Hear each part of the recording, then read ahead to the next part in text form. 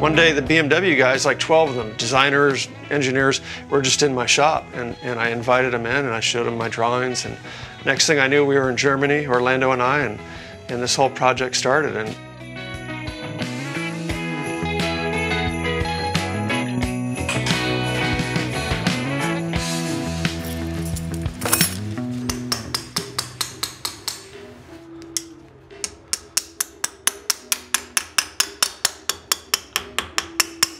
Orlando and I met on a film shoot. I work as a gaffer as well for 20 years, and now it's a secondary thing. As I was kind of walking in, Woolie approached me, because Woolie's a gaffer, so he was there to work, and he said, "How are you finding that bike?" And I was like, "You know, it's a bit twitchy. It's quite it's really intense." And he said, "Yeah, well, bring it if you want. I have one, and if you bring it to me, I'll do some work on it."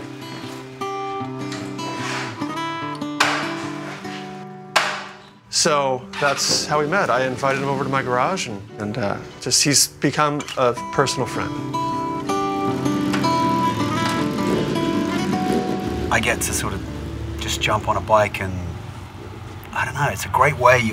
I'm more focused on a motorbike than I am really any other time, except maybe when I'm working, but it's like a meditation.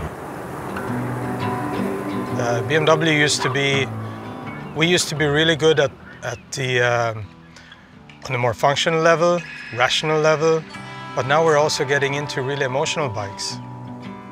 I've been talking to Orlando about building a new bike, and he wanted a custom bike. He loves BMWs. I built him a 1964 R60. And it was like, okay, what's next? What are we going to do? How are we going to really how are we going to make this, what are we going to do that's going to be super interesting?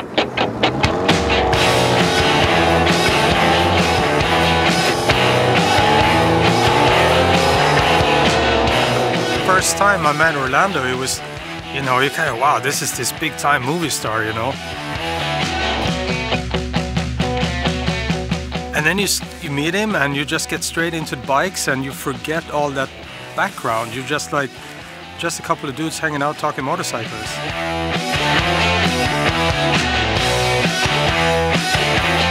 But Orlando and Woolie, they really challenged themselves by building a 4-cylinder custom, which is not easy. And I think the result is just stunning. They just took it in a completely different direction. Really unexpected, but very, very cool.